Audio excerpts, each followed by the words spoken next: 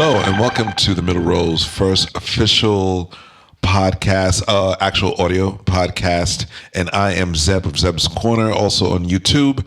And today we're going to do what we do here best at the Middle Row. Now, the first thing I should say is that we tried to do many things. We are movie buffs, adventurists, if you will.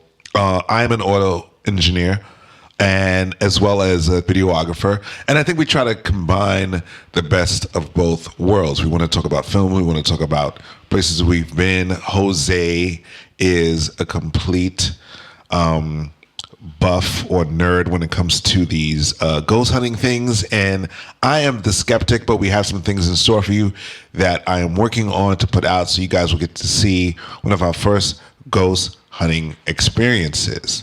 Okay, but we're not here to talk about Jose's ghost hunting experiences. We're here to talk about a series that I watched and binged on while watching Netflix, and it's called Top Boy. And I don't really do a whole lot of Netflix. I do every now and again, but I watch the same thing over and over because I tend to get bored.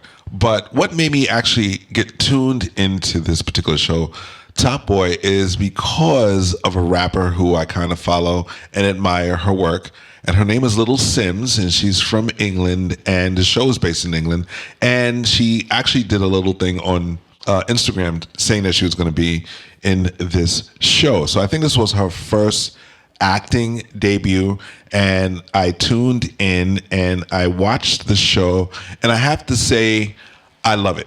Now, before I really get into why I love it, I want to really first say the base of the story. I don't want to really give anything away, but it covers England's, or I think it's East London's, drug scene. And it's really interesting what goes on into this particular show. Now, the show is roughly about three guys competing in a drug game. And the two main characters are Sully, Duchesne, and Jamie.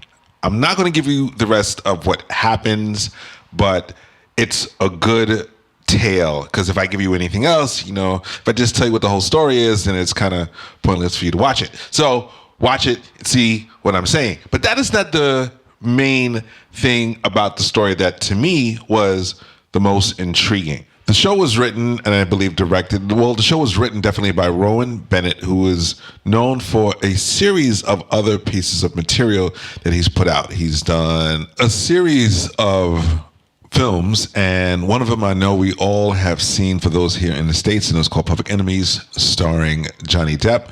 And he's done something in 2004 called The Hamburg Cell, something in 97 called The Face, and something in 2001 called The Lucky Break, and another one called A Further Gesture, aka The Break, in 1997. He's also has a body of work, I'm sure, for TV shows that are done in the UK, stuff that I've actually never seen. And I only recently been starting to follow some of the UK shows.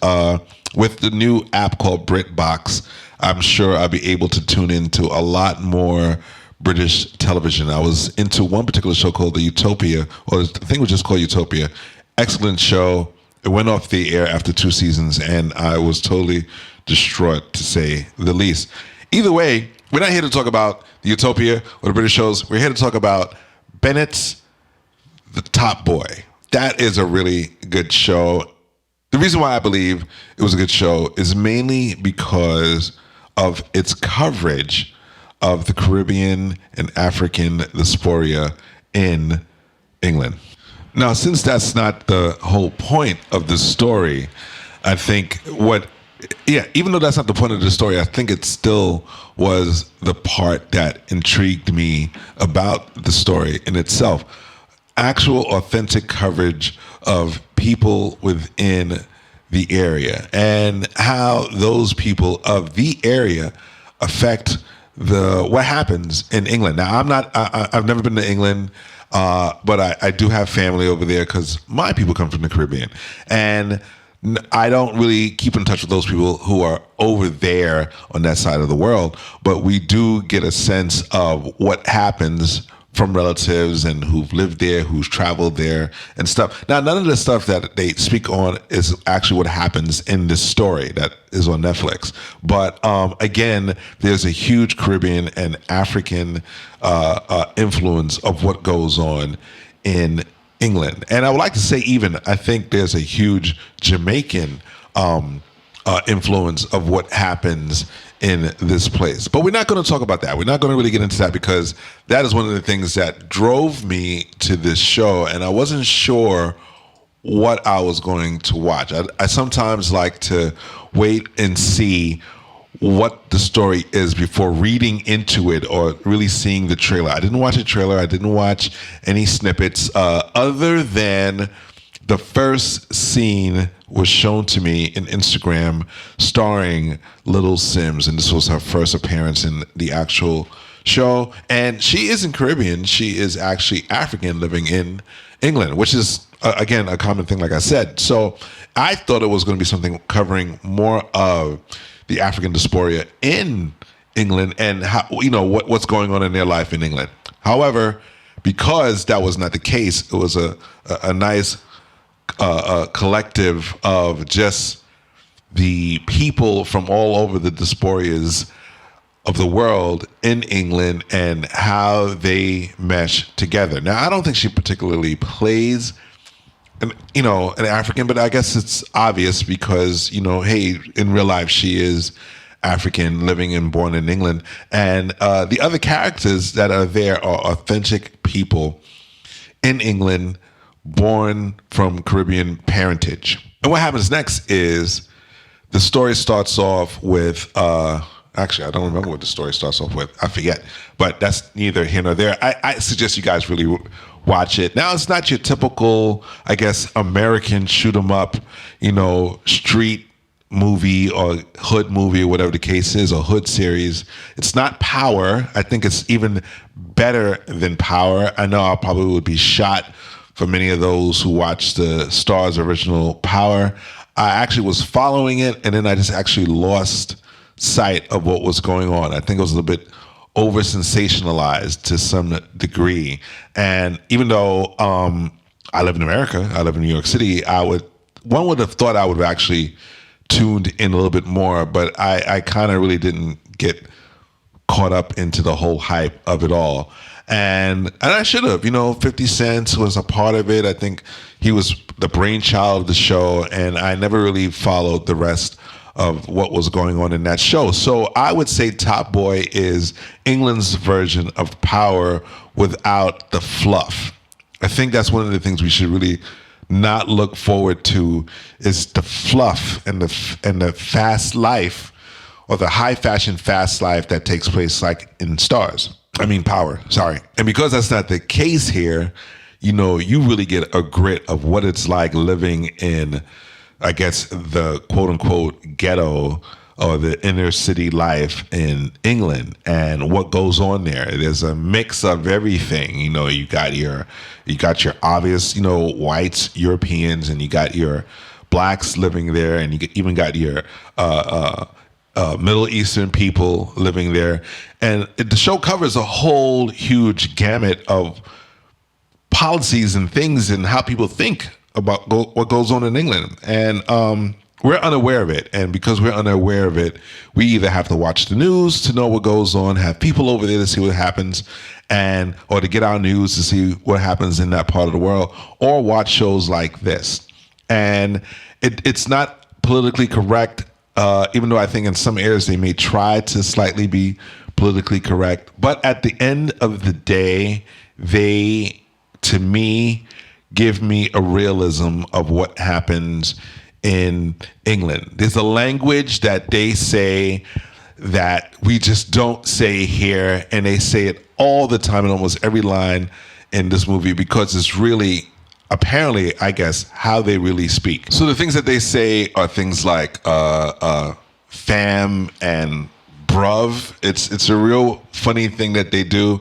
There was a rapper, I think, who came out about 2 years ago who did something where he was sort of playing upon himself as this rapper who thinks he's nice and he just says things backwards, and he's not as eloquent as he thinks he is. And that's the first time I ever really heard these slang terms really used over much, especially the word bruv. You know, they say stuff like, you know, bruv, hey bruv, and fam. You know, it's how they say it is really hilarious, and I think it's just part of the culture. I don't think they mean to be funny. It's just really how they speak, and all of that slang is all throughout the whole entire series. And another thing that I found out was interesting is the way that they use the Jamaican greeting "Watagwan." Right now, I said it all proper, whatever, but it's really "Watagwan." And when you just say it like that, or "Wagwan," you just say it with a flow, and everybody says it. They could be white, they could be black, they could be Indian. Everybody says it because it's just part of the lingo of that place, and you see the whole Caribbean experience influence in the area of England. And again, this speech thing that they do, this slang thing that they do, it's really a Caribbean / African / England thing. Like, nobody here speaks the way they do, and I think that even intrigues me more. My daughter watches something that comes out of the UK and is on YouTube, and it's a fashion show, if you will, and it's four males, and they have one show, and then 4 girls who have their own show, but it comes from the same production team, and they cover, I think most of the hosts for the guys are all from England, every single last one of them. And the fashion scene and the language scene is pretty much similar to what you see in the show. Because I've seen what my daughter watches, I've gotten a little bit immaculated to what goes on in England, and then I see it kind of live out in this particular show. So I think authenticity is actually played out in this show. You know, it's not an overkill of what seems to be like in the Stars of Power. I mean, I think there's realism, but I think there's a little bit, it's kind of almost over the top, which is probably why I lost sight of what goes on or what was going on in that show. I know the show's over. I don't even care how it ended. But Top Boy really gave me a really good, like, oh, I feel good, warm, and fuzzy after watching it. And because this is his first season, we know for sure there's going to be a second season. And I will not give it away, but the first season ended with a slight surprise. And I didn't expect the outcome to be what it was, because I wasn't really sure how the show was going to end. So I really just followed it throughout the whole entire thing. From what I've gathered, looking on Wikipedia and IMDb, this show, I think, is a remake of a show that was actually on BBC Channel. I think it's Channel 4. And it was released in 2011. And I think this is a remake of that same entire show, which is, again, good.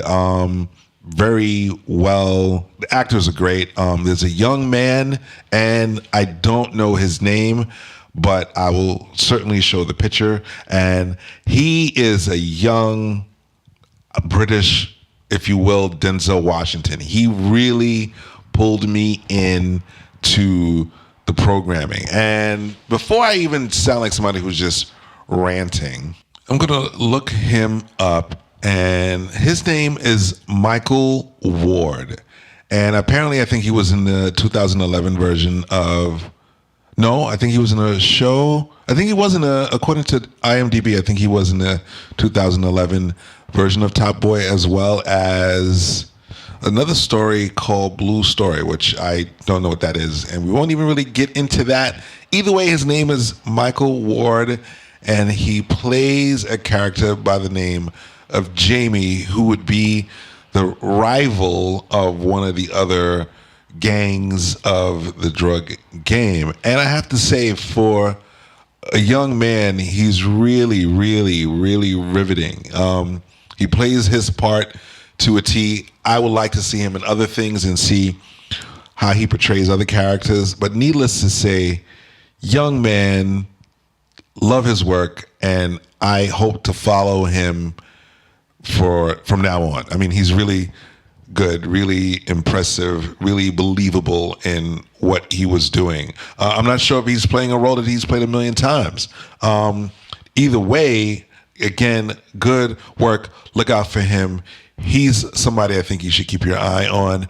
And if you disagree, I mean, hey, say so. I mean, or if you agree, say something. Leave a drop in the comments or something like that. Let us know what you think. If I'm on the money, the only reason why I said Denzel, because everybody measures black actors to Denzel as Denzel was measured to Sidney Poitier. I mean, I'm sorry, that's the only person I can think of, but he's nowhere near like him, but in no shape, way, or form, but he's certainly riveting. But I have to say, when I did see Denzel Washington in Soldier Story many moons ago when I was a youngster, he grabbed my attention. So this kid kind of does the same thing, but he has gotten a whole lot of film time in this whole entire story, and it was well deserved. And I like this kid, Michael Ward. I now know who you are now, Michael Ward, and I really appreciate your work. I really thought you did an excellent job, and by no means were you shortchanged of talent. None at all. Either way, this is what I have to say so much for this show. I don't want to bore you guys with my thoughts on it other than to see it. If you haven't seen it, take a look at it. It's worth seeing.